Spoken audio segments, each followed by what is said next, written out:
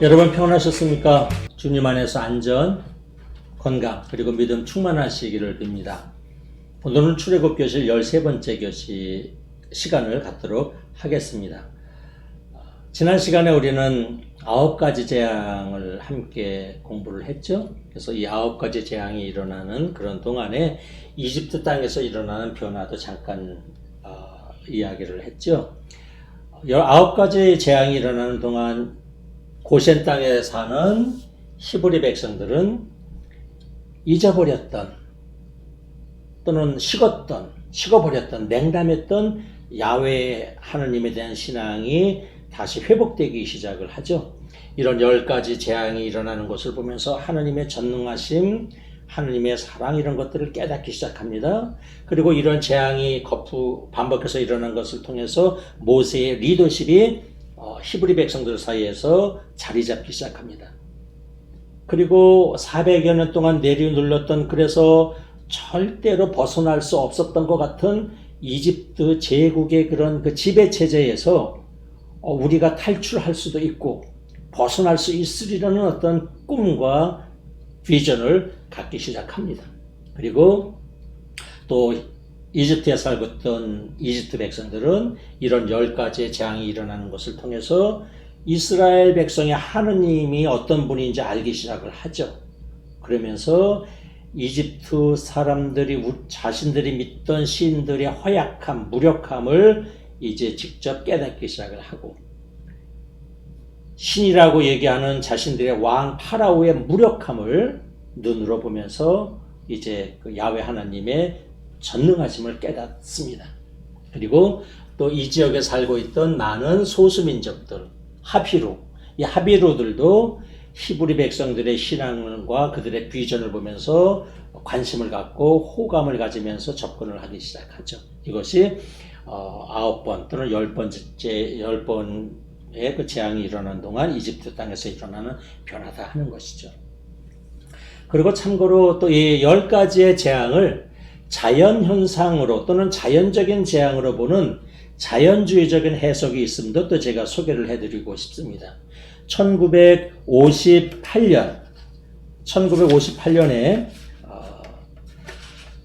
그레타 홀트를 비롯해서 몇몇 자연주의적인 신학자들은 이 10가지 재앙이 하느님께서 직접 초자연적으로 내리신 기적이 아니고 이집트에서 일어나는 여러 가지 자연현상이라고 주장을 합니다.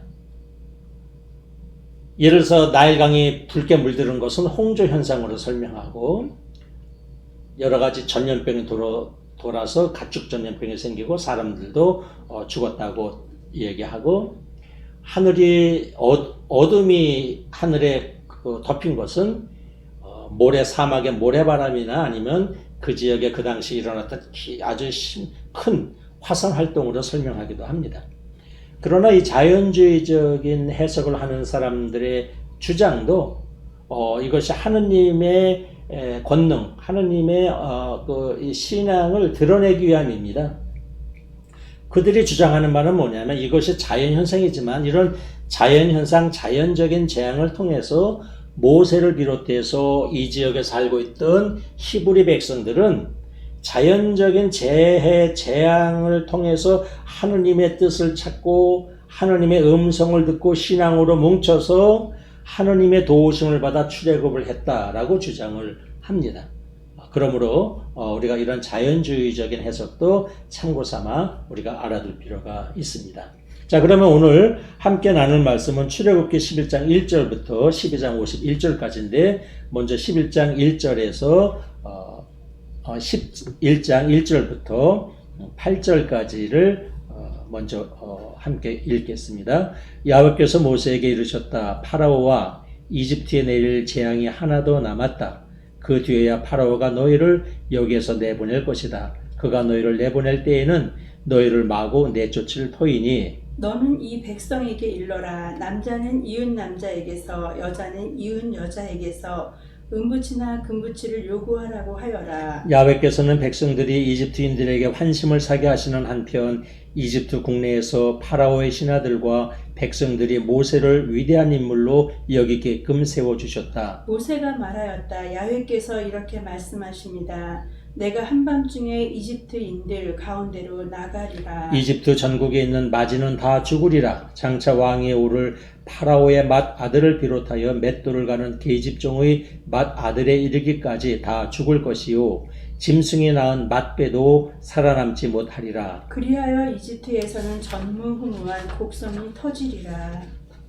그러나 이스라엘 백성에게는 사람에게나 짐승에게나 개조차 혀를 날름거리지 못할 것이니 이로써 야훼가 이스라엘 백성을 이집트인들과 구별하신다는 것을 너희들이 알게 되리라. 그리하면 너의 신하들이 모두 내려와 내 앞에 엎드려 나를 따르는 백성을 데리고 나가달라고 빌 것이다. 그제야 나는 나가리라. 말을 마치고 모세는 노기에 차서 파라오 앞을 물러나왔다. 예. 오늘 11장은 하나님께서 모세에게 10번째 마지막 재앙에 대해서 말씀하시고 이 말씀하신 것을 모세가 받아서 파라오에게 가서 다시 하나님께서 말씀하신 그 재앙을 선포하는 그런 내용이지요. 하나님께서 모세를 파라오의 신하들에게 그 아주 큰 인물로 우러르게 만드셨다. 하나님께서 그런 변화를 주셨죠. 큰 인물, 위대한 인물, very great, 아주 큰 인물로 여기게 했다. 존재감 있게 만드신 것이고 이스라엘 백성들이 이집트인들에게 환심을 사게 만드셨다. 이렇게 말씀을 하셨고, 자 모세가 파라오에게 가서 이렇게 얘기합니다. 한밤중에 내가 하나님의 백성들이 이집트인들 가운데로 어디 뒷문으로 가는 것도 아니고 몰래 가는 것도 아니고 이집트인들 가운데로 나가리라 말씀하시죠. 한밤중에 나간다 말씀합니다. 한밤중. 성경을 보면 한밤중에 하나님의 놀라운 일들이 많이 일어났죠. 누가복음에 보면 예수 그리스도의 탄생도 한밤중에 일어났죠. 예수님의 부활도 무덤에서의 부활도 한밤중에서 새벽 미명에 일어났습니다. 사도행전 16장을 보면 바울로와 실라가 감옥에서 찬양하고 기도할 때에 한밤중에 감옥문이 열리는 놀라운 일이 일어났다 하는 것이죠. 이 한밤중에 일어날 하느님의 이런 놀라운 일들 우리는 늘 그런 기대를 가지고 있어야 합니다. 그 다음에 이집트에 있는 마지들이 다 죽을 것이다 그러셨는데 여기서 마지는 이 맏딸은 해당되지 않습니다. 이집트에 있는 모든 마지들 즉 맏아들들은 다 죽을 것이다. 파라오 예외가 없습니다. 파라오의 맏아들을 비롯해서 맷돌 가는 여종의 맏아들까지 죽을 것이다. 왜 이 아들을 죽게 하셨을까? 우리가 생각해보면 약간 연관되는 것이 있죠. 모세가 태어날 때 어떤 일이 일어났습니까? 이집트의 왕 파라오가 사내 아이가 태어나면 다 죽이라 라고 히브리 산파들에게 명령했죠. 그때의 히브리인들의 남자아이들이 태어나면 다 죽게 하는 파라오의 죄가 있었죠. 그래서 아마 그 당시에 이 이집트인들 사이에 이스라엘 백성들 사이에서 큰 울음이 애곡이 있었을 것이죠. 아들들을 낳으면서 죽임을 당했을 때 그 히브리 여인들 엄마 아버지의 그 울음이 얼마나 컸겠습니까? 그런데 이번에는 이집트인들의 맏아들이 죽는 그런 재앙이 일어나죠. 그래서 큰 통곡이 온 이집트에 가득할 것이다. 모든 죽음이 다 슬프지만 특별히 자녀들이 억울하게 또는 사고로 죽었을 때 그 부모들의 슬픈 마음은 이루 표현할 수가 없죠. 2014년에 우리 한국에서도 세월호 참사가 일어나서 300여 명의 그 아까운 사람들, 특별히 거기에는 대다수가 고등학생들이었죠. 이 어린 꽃다운 이 사람들이 다 죽는 그런 사고가 나서 많은 부모들과 가족들 또 우리 국민들이 슬퍼했던 것을 기억합니다. 이러한 통곡, 이러한 곡은 이 세상에서 이제 없는 세상을 우리가 살아야 되겠습니다. 근데 자, 오늘 자, 이런 일들이 일어났는데 여기서 하나님께서는 특별히 이스라엘은 고센 땅에 사는 히브리인들에게는 그 마다들을 치지 않았다. 이렇게 구별해서 치지 않았다라고 성경은 말씀하죠.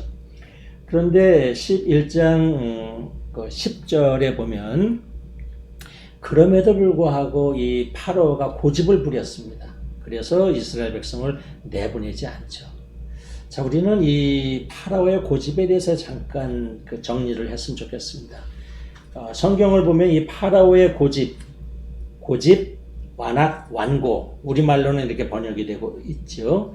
히브리어로는 가자크, 가베드, 가샤, 이 세 가지 말인데 이 고집, 완악이라는 말이 4장부터 14장 사이에 20번 사용이 됐습니다. 그런데 하나님께서 파라오에게 고집을 부리게 하셨다라는 대목이 10번, 또 파라오가 고집을 부렸다라는 내용이 10번 나옵니다. 그래서 이것이 파라오가 고집을 스스로 이렇게 부린 것이라는 표현하고 또 하나님이 파라오에게 고집을 부리게 하셨다, 이런 표현, 이 두 가지가 있는데 아마 이 성서를 기록한 분도 이거에 대해서 그 50%로 이 표현을 썼습니다. 하나님께서 파라오에게 고집을 부리게 하셨다면 자칫 잘못하면 어떻게 되겠어요? 파라오는 잘못이 있어요, 없어요? 하나님이 마음에 고집을 부리게 하셔서 하나님이 시키신 대로 하면 파라오에게는 잘못이 없을 수도 있지요. 그래서 이것을 자칫 잘못 해석하면은 파라오는 잘못이 없고 모든 그 일들이 파라오의 마음에 고집을 부리게 하신 하나님이 그 책임 잘못으로 해석할 수도 있습니다. 그래서 이 성서 기자도 파라오가 고집을 부렸다는 말을 반 이상을 씁니다. 반 정도는. 저는 이 파라오가 고집을 부렸다라고 파라오의 고집을 정리하는 것이 훨씬 자연스러울 것 같습니다. 보십시오. 파라오는 이집트 대제국의 왕입니다. 그리고 스스로를 신이라고 주장하는 사람이었습니다. 이런 파라오가 이스라엘 백성들이 하나님께서 이스라엘 백성들을 내보내라고 쉽게 내보내겠습니까? 내보내지 않을 것입니다. 그리고 히브리 백성들은 그 당시 이집트 제국을 떠받쳐주고 있는 가장 하층 계급, 종들, 노예들 계급이었습니다. 이네들을 내보낸다는 것은 이집트 왕으로서 이집트 제국의 번영을, 이집트 제국의 운영을 포기하는 것과 마찬가지입니다. 그러므로 이 이집트의 왕 파라오가 이스라엘 백성을 마음을 꺾고 내보낸다는 것은 거의 있을 수 없는 일이죠. 하나님은 이것을 아셨습니다. 그래서 이 파라오가 이해할 수 있는 방법으로 파라오의 마음을 계속해서 10가지 재앙을 통해서 파라오의 마음을 깨트려 나가기 시작을 하죠.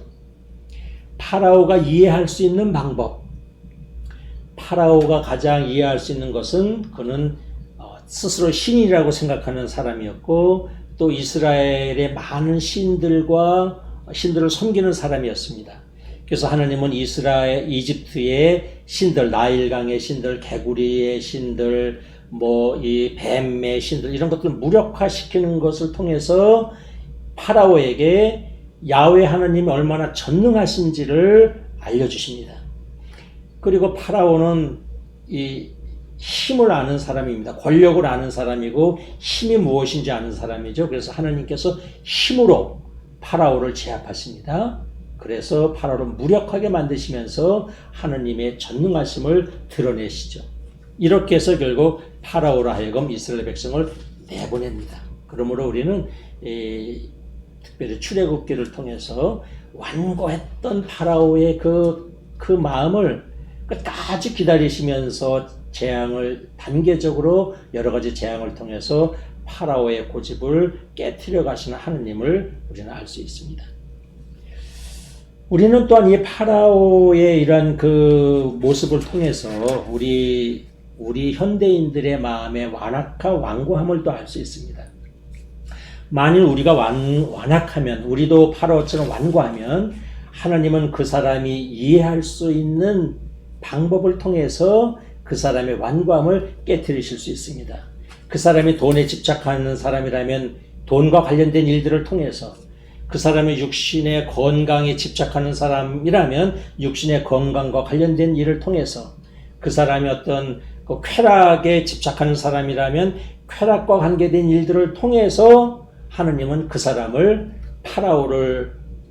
파라오의 완고함을 깨트리듯이 그 사람의 어리석음, 그 사람의 완고한 고집을 깨트리실 수도 있는 분이다 하는 것이죠.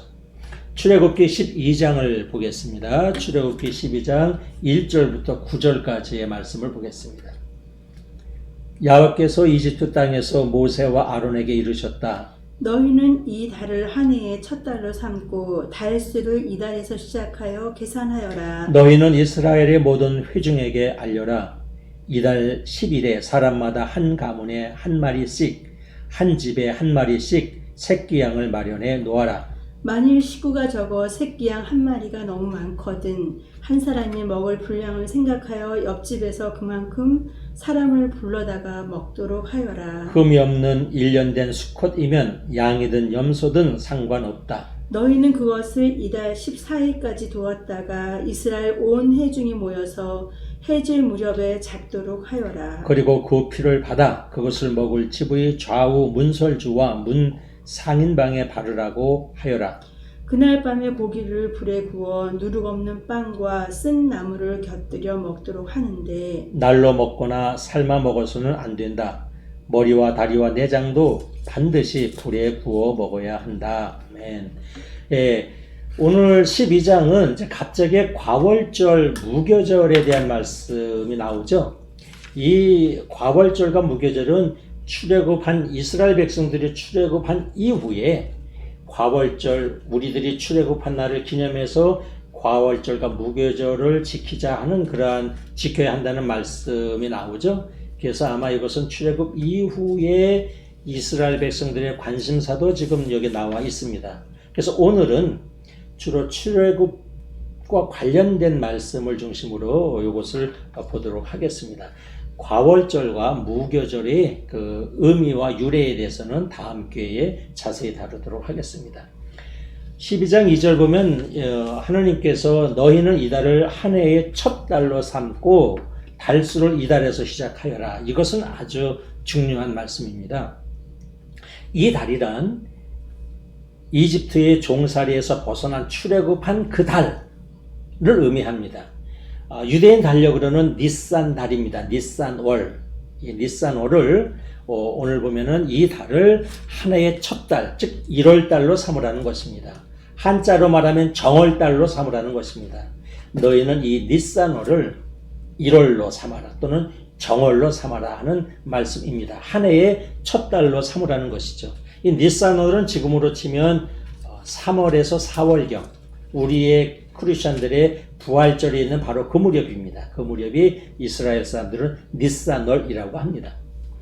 하나님은 모세에게 이집트의 달력을 버리고 출애굽을 시작하는 이 출애굽이 시작된 날을 첫 달로 삼아서 새로운 달력을 쓰라 그럽니다. 새로운 달력을 지금부터 쓰라. 이는 굉장한 말씀이죠. 여러분, 새로운 달력을 사용한다는 것은 새로운 삶의 방식을 살라는 것을 의미합니다. 이스라엘을 고통스럽게 한 과거의 시간, 종살이하던 그 달력, 아침에 일어나면 먹고 일하러 가고 저녁이면 들어와서 고단해서 자고 또 아침이면 일어나서 일하러 가고 하루 종일 일하고 와서 고단하면 자고 이런 그 이집트의 그 달력, 이집트에서 히브리인들은 그 달력의 의미가 있었을까요? 이집트의 달력에 아무 의미가 없었을 것입니다. 매일이 매일이었을 것입니다. 하루 종일 노동하고 자고 노동하고 자고 하느님께서는 오늘 모세에게 이집트에서 살던 그 달력을 버리라는 것입니다. 노예살이에 익숙했던 그 달력, 종살이에 익숙했던 그 달력, 내일이 없이 그저 늘 고된 노동만 있던 그 달력, 400년 동안 노예로 피동적으로 수동적으로 시키는 대로만 살았던 그 달력, 축제가 있었겠습니까? 예배가 있었겠습니까? 노동밖에 없던 그 달력, 그것을 버리라 하는 것이죠. 그리고 이제 새로운 달력으로 새로운 삶을 시작하라는 것입니다. 이 달력을 따라 산다는 것은 정말 삶의 방식을 의미합니다. 제가 초등학교 시절에 우리 한국 정부에서 음력서를 세지 말고 양력서를 세라고 강하게 이렇게 권고했던 기억이 납니다. 그때 저희 할머니께서는 정말 아무 교육도 받지 못한 분이었습니다. 시골에서 자란 분입니다. 그 할머니께서는 이렇게 말씀하는 기억이 났습니다. 아무리 그래도 우리는 절대로 양력서를 세면 안 돼. 양력서는 일본 사람들의 소리야. 이렇게 말씀하신 기억이 납니다. 꼭 양력의 일본 사람들의 설은 아니지만 결국 그렇게 됐기 때문에 저의 할머니는 양력설은 일본 사람들의 설, 음력설은 우리 민족의 설 이렇게 생각했던 것이죠. 그러면서 끝끝내 저희 할머니는 양력설로 옮기는 것을 반대하셨습니다. 달력을 따라 산다는 것은 삶의 방식을 따라 사는 것과 같은 의미입니다. 자, 여러분은 어떤 달력을 따라 살고 있습니까? 혹시 이집트의 달력을 따라 살고 있지는 않습니까? 월요일도 일, 화요일도 일, 수요일도 일, 금요일도 일, 토요일도 일, 주일도 일, 매일 일 속에 있는 이 달력을 따라 살고 있습니까? 아니면 주일은 거룩한 하느님의 예배드리는 날이요, 하나님께 감사하는 날이요, 구원의 기쁨을 하나님께 올리는 그런 날로 살고 있습니까? 하나님은 이스라엘 백성들에게 너희가 구원받은 은혜 받은 이 날을 너희들의 첫날로 삼으라고 하십니다. 저와 여러분도 하나님께 구원받은 날, 은혜의 날, 하나님 백성이 된 그 날을 우리 인생의 출발점, 스타팅 포인트로 삼고 살아야 한다 하는 말씀이죠. 그리고 집집마다 양이나 염소를 한 마리씩 잡아라 이렇게 이야기하죠. 보통 양 한 마리 잡으면 자그마한 거 한 1년 된 걸 잡으면 10여 명 정도가 먹을 수 있다고 합니다. 식구가 작으면 한 2집, 3집이 어울러서 한 마리를 잡으면 되겠죠. 이렇게 해서 양을 준비하라라고 이제 말씀을 하시죠. 그래서 불에서 구워 먹고, 그리고 이 양고기는 아침까지 놔두지 말고 남은 것은 불살라 버리라. 이것은 아마 다 제의적인 관점, 후대에 첨가된 그런 관점인 것 같습니다.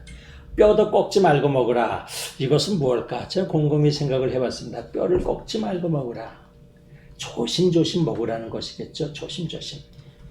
그 다음에 또 우리가 서로 급하게 또는 많이 먹으려고 할 때 막 뼈를 꺾어서 이렇게 막 먹기도 하죠. 그러나 뼈를 꺾지 않고도 서로 공평하게 나눠 먹으려면 굉장히 조심조심 또 화목하게 서로 배려하면서 먹으면 여러분 뼈를 부러지게 하지 않고도 여럿이 열댓 명이 식사를 할 수 있습니다. 근데 배려하지 않으면 먹다가 뼈를 부러뜨리기도 하고 서로 뒷다리를 잡아서 먹으려다가 부러뜨리기도 할 수 있죠.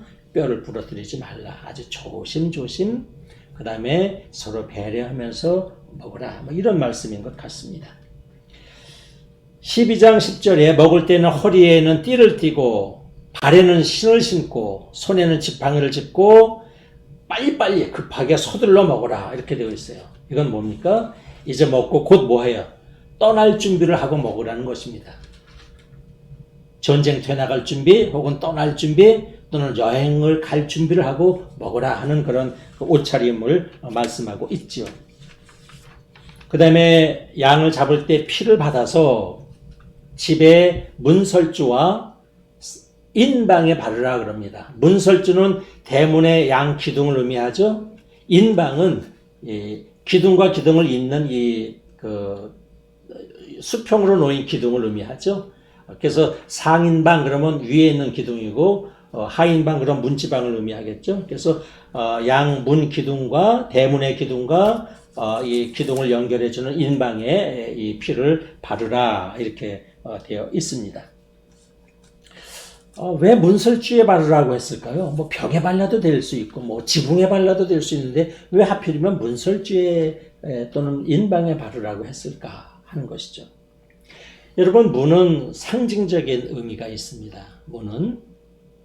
문은 우리 집과 세상을 연결하는 접촉점입니다. 우리는 대문을 통해서 세상으로 나가고 대문을 통해서 세상에서 들어옵니다. 나와 너가 만나는, 나와 세상이 만나는 접촉점, 그 출입구가 문입니다. 문. 안과 밖이 만나는 접촉점입니다.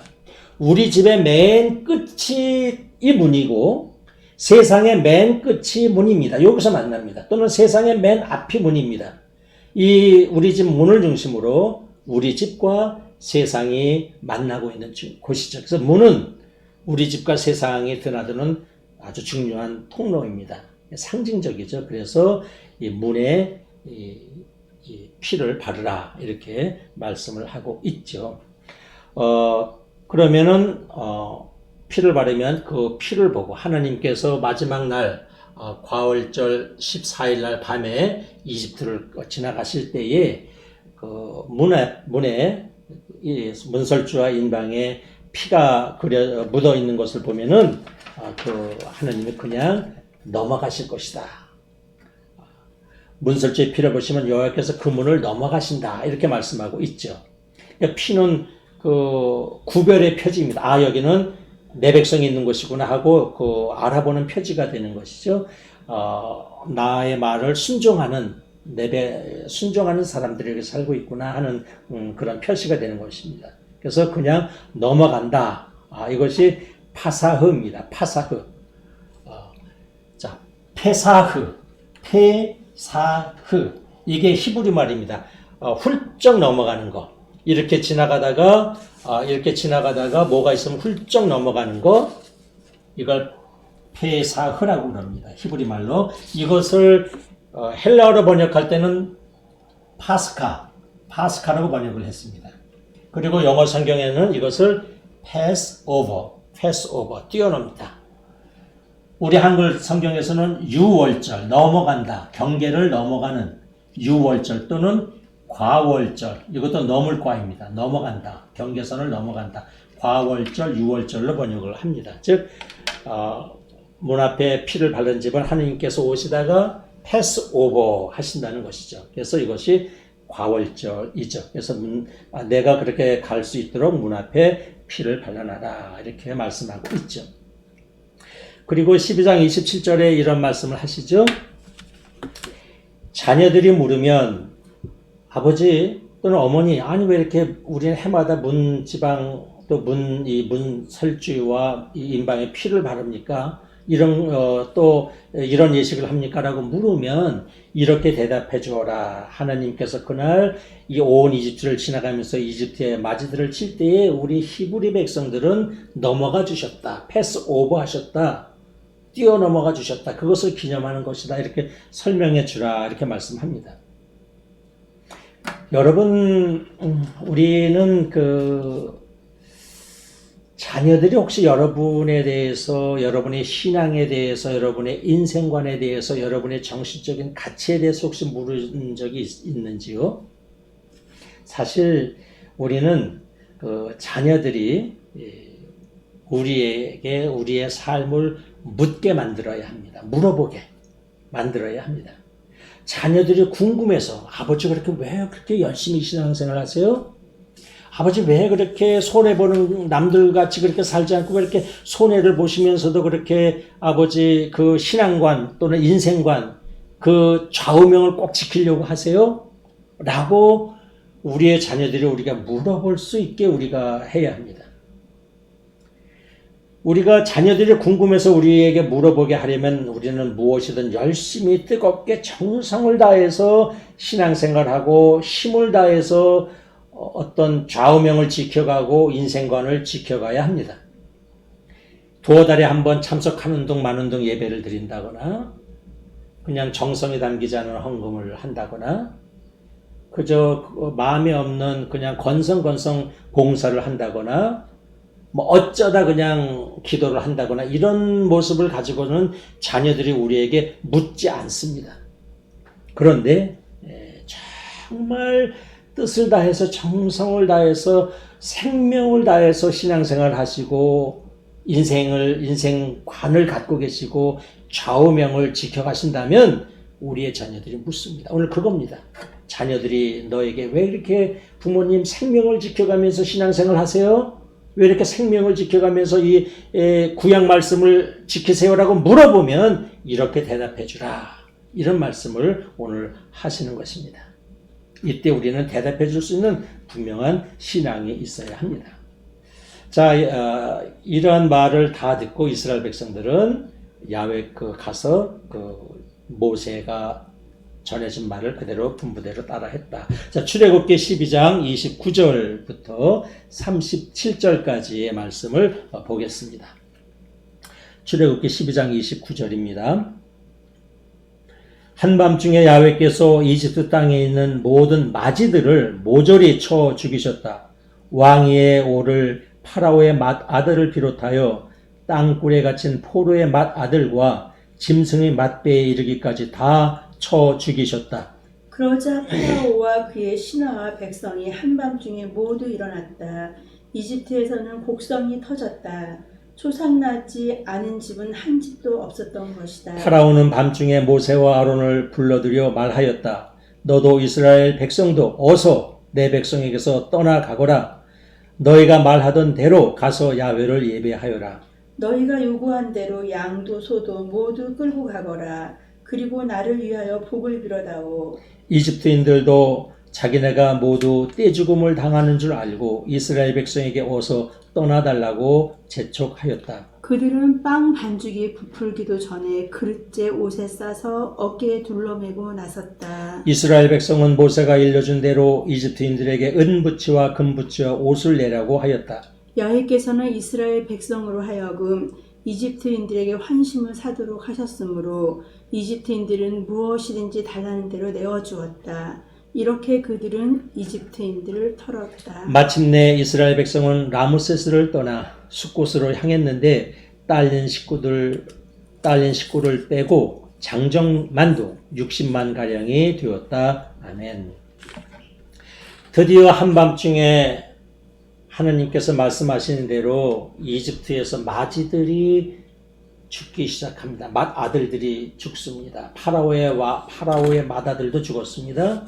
그리고 땅굴에 갇힌 그 힘없는 포로, 죄수, 어떤 포로의 맏아들까지 죽습니다. 또 이집트의 가축들의 맏배도 다 죽습니다. 온 이집트의 곡성이 애곡하는 슬픈 애절한 울음소리가 가득 찼다. 이렇게 말씀하고 있습니다. 장자의 죽음은 또 굉장히 상징적인 의미가 있습니다. 장자는 한 집안의 대표자이죠. 그 대표자가 죽었다는 것은 그 집의 미래, 그 집의 희망이 죽었다는 것이죠. 그 집의 내일이 죽었음을 의미하는 것이죠. 자, 그러니 파라오가 놀라지 않을 수가 없죠. 그래서 12장 31절에 보면 한밤중에 모세와 아론을 불러냅니다. 그리고 어서 가라. 너도 가고 이스라엘 백성들도 가고 소떼 양떼 가축들도 다 데리고 가라. 가서 너희 하나님께 예배하고 또 나를 위해서도 복을 빌어다오. 이렇게 얘기를 합니다. 아주 전적인 항복을 파라오가 하게 됩니다. 10번이나 반복된 재앙을 통해서 드디어 파라오가 항복을 합니다.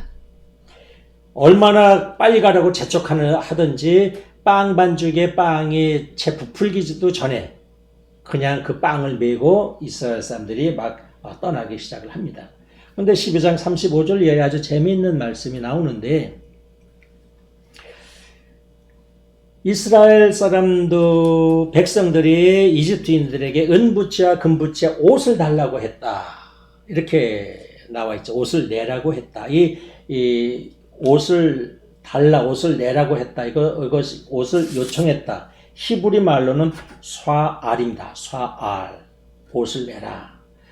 이거 요구하다, 달라고 하다 또는 내라고 하다 하는 것인데 영어 성경으로 또 빌리다의 의미도 있습니다. 그래서 영어 성경은 borrow라고 번역을 하기도 하고 ask로 번역을 하기도 합니다. 요청하다, 요구하다, 빌리다 이렇게 하는 것이죠.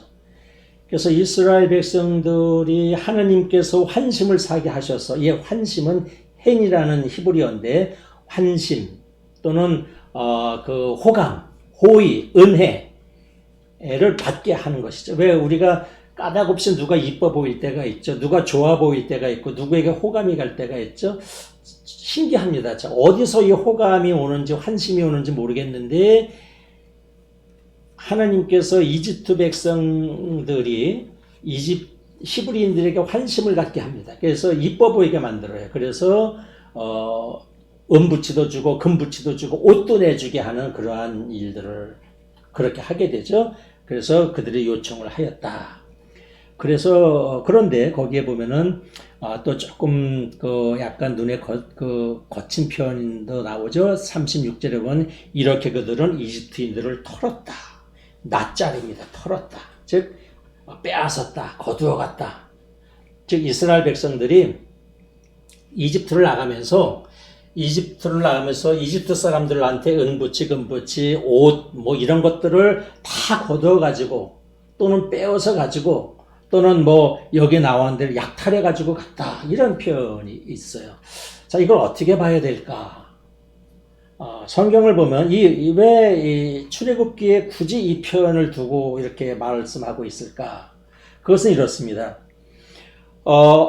하느님이 말씀하신 대로 그 이스라엘 백성들이 이집트에서 400여 년 동안 종살이 하고 나서 그 종살이의 대가를 받아가지고 갔다는 것을 의미합니다. 왜 어디 가서 종살이 하면은 보낼 때 임금을 노역한 대가를 줘서 보내지 않습니까? 그러니까 이것을 이스라엘 백성들이 여기서 노역한 대가를 급하게 받아가지고 갔다라고 이제 우리가 볼 수 있는데, 자, 창세기 15장 14절에 이런 말씀이 있습니다. 그러나 내 자손을 부리던 민족을 나는 심판하리라. 그런 다음 내 자손에게 많은 재물을 들려 거기에서 나오게 하리라. 네, 하나님께서 아브라함에게 하신 말씀이죠. 내 자손이 나중에 이 다른 나라, 즉 이집트에 가서 종살이를 하다가 나오게 될 텐데 400년 후에 그 재물을 다 마련해서 나오게 하리라 이렇게 말씀하셨어요. 창세기에. 그런 말씀이 그래서 하나님의 말씀이 이루어졌음을 여기서 이렇게 의미하고 있죠. 그리고 또 출애굽기 3장 21절에도 또 같은 말씀이 있습니다. 보세요. 내가 이 백성을 얼마나 아끼는지 이집트인들에게 보여주리라. 따라서 너희가 그곳을 떠날 때 빈손으로 나오지는 아니할 것이다. 부인들은 저마다 이웃 여인과 자기 집에 사는 여인에게서 은부치와 금부치와 옷을 얻어낼 것이고 너희는 그것으로 아들과 딸들을 치장하리라. 네, 보세요. 그러니까 하나님께서 내보내실 때 빈손으로 내보내지 아니하고 은부치 금부치를 들려서 또 아들 딸들도 치장을 해서 내보내겠다 이렇게 하신 말씀이 있죠. 이런 말씀에 의해서 이스라엘 백성들이 출애굽할 때 주변 이집트 사람들로부터 은부치 금부치 옷 이런 걸 많이 얻어서 가지고 나갔다 이렇게 보면 되겠고요. 또 이것을 어떤 학자는 이렇게 얘기를 합니다. 은부치 금부치를 달래서 귀걸이를 하고 코걸이를 하고 당당하게 하고 나간 것은 이제 종에서 자유인으로 되었음을 의미하는 것이다. 그래서 이스라엘 백성들이 나갈 때 그냥 그 출애굽을 할 때에 그 주눅이 들어서 나간 게 아니고 또는 몰래 도망 나가는 것이 아니고 당당하게 자유인답게 당당하게 치장을 하고 금부치, 은부치로 여성들은 귀걸이도 하고 코걸이도 하고 당당하게 자유인이 돼서 나갔음을 의미한다라고 해석하는 학자들도 있습니다. 또 이렇게 은부치, 금부치를 가지고 간 것은 나중에 어떻게 쓰였느냐 하면 이것도 중요한데요. 자, 출애굽기 25장을 보면 이스라엘 백성들이 이제 시내산으로 가서 오래 머물러 있으면서 성막을 짓게 하죠. 자, 뭘로 성막을 짓겠어요? 나그네들이 급히 떠난 사람들이 뭐가 있겠습니까? 뭐로 성막을 질까요? 자, 출애굽기 25장 1절부터 4절입니다. 이스라엘 백성에게 일러 나에게 선물을 가져오라고 하여라. 누구든지 마음에 우러나서 가져오는 선물이면 받아놓아라. 너희가 받아둘 선물은 이런 것들이다. 금, 은, 구리, 자줏빛 양털, 붉은 보랏빛 양털, 진홍색 양털. 네, 거기까지. 그래서 성막을 지을 때에 아주 금도 필요하고 은도 필요하죠. 그리고 천도 필요하지 않습니까? 그 천을 뭐로 만들었겠어요? 천 공장도 없었고 어디서 사올 수도 없었고 바로 이겁니다.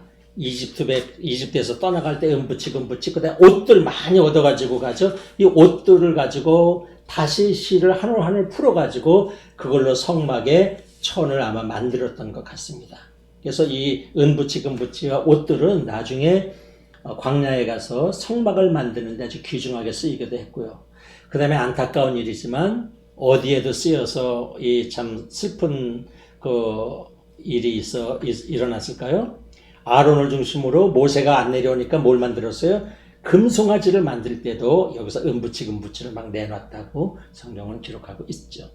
자, 그렇게 해서 12장 37절을 보면 라메스, 정확히는 지금 학자들도 정확한 지점을 모르지만 대체적으로 이 지역이 라메스입니다. 이 라메스에서 숲꽃, 여기죠.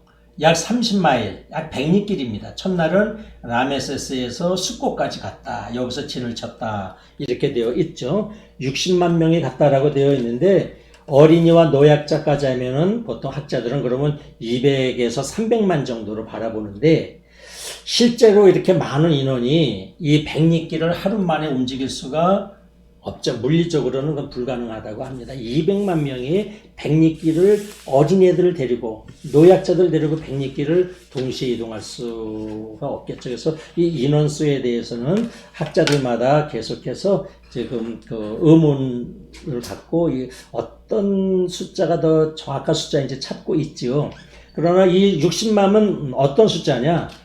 주전 9세기 이스라엘이 통일왕국을 시작하고 그 가나안 땅에 다윗 솔로몬 왕 때 가장 번성하던 다윗 솔로몬 왕 시절에 가나안에 살고 있던 이스라엘 백성들이 약 200만 명이라 그럽니다. 그 숫자입니다. 그 숫자. 그래서 이 60만 명에 대해서는 우리가 기도하는 가운데 그 숫자의 의미를 우리가 자꾸 더 찾아봐야 할 것 같습니다. 그리고 12장 38절에 보면 많은 잡족들이 따라 나왔다 그랬죠. 이 잡족들. 자, 이스라엘 백성들이 고센 땅에서 400년을 살았습니다. 그러면 히브리 백성들이 누구하고도 결혼했겠어요? 이집트 사람들하고도 결혼한 사람이 있겠죠. 여기 와서 살고 있는 다른 소수민족들, 하비루하고도 결혼한 이집트 사람들이 있을 거예요. 그러니까 외국인 사위도 있을 것이고 외국인 며느리도 있었을 것입니다. 이 사람들이 다 히브리 민족은 아니지만 출애굽을 할 때 같이 나오게 되죠. 사위나 며느리들이 같이 나오게 되고 또 이집트에서 소수민족으로 고센 땅에 사는 히브리 민족을 주시했던 관심을 가졌던 사람들도 이제 평등한 세상, 정의로운 하나님이 다스리는 세상을 꿈꾸면서 같이 출애굽을 했다. 이렇게 우리가 보면 되겠습니다. 그렇게 해서 이스라엘 백성들이 이제 첫날 라메세스에서 숲꽃까지 왔다. 근데 그때 이제 야훼의 군대가 돼서 나왔다. 오늘 12장부터 야훼의 군대라는 말이 이제 나옵니다. 이스라엘 백성들이 나올 때에 그 야훼의 군대가 되어서 출애굽을 했다. 그냥 백성보다 군대 그러면 뭔가 좀 더 강하고 담대한 느낌이 들죠. 이제는 군이 하나님의 군대입니다. 이런 군대가 돼서 아주 담대한 신앙을 가지고 이스라엘 백성들이 나왔다라고 성경은 말씀하고 있죠. 그래서 하나님의 인도로 출애굽을 했다라고 성경은 말씀합니다. 하나님은 이스라엘의 마지들을 다 죽게 하는 그런 10번째 재앙을 통해서 그 재앙 속에서 어린 양 또는 염소의 피를 바른 집은 뛰어넘어가서 패스 오버 뛰어넘어가 주셔서 그들을 이스라엘 백성들을 구원해서 이집트에서 이스라엘 백성들을 출애굽하셨습니다. 종살이에서 자유인으로 건져내셨습니다. 그리고 말씀하시기를 너희는 이 달을 한 해의 첫 달로 삼으라 말씀하셨습니다. 억압과 노역의 종살이에서 지내던 이집트의 달력을 다 버리고 이집트의 가치관을 버리고 이집트의 신앙을 다 버리고 새로운 삶의 방식을 따라 살라 말씀하셨습니다. 하느님 백성이 된 것, 자유인이 된 것, 구원의 은혜, 구원의 기쁨을 가진 인생을, 구원의 기쁨을 가진 그날을, 하느님의 백성으로 출애굽한 그날을 내 인생의 첫 출발점, 스타팅 포인트, 첫 출발선으로 삼고 살아라 이렇게 말씀을 하십니다. 이는 새로운 삶의 방식인 사랑과 나눔, 자유와 희망, 정의와 평등, 또 축제와 감사가 있는 그런 하느님 백성의 삶을 살라는 말씀입니다. 하느님께서는 이스라엘 백성들을 출애굽시키셔서 하느님의 말씀과 예배가 살아있는 언약 공동체, 예배 공동체로 이끌어 내셨습니다. 그런데 그 언약 공동체, 예배 공동체의 길은 쉽지 않습니다. 오늘 우리의 신앙의 길이 쉽지 않은 것과 마찬가지입니다. 그 길은 아직도 험난하죠? 이 다음 시간에 계속하겠습니다. 오늘은 여기까지 하겠습니다. 여러분 감사합니다.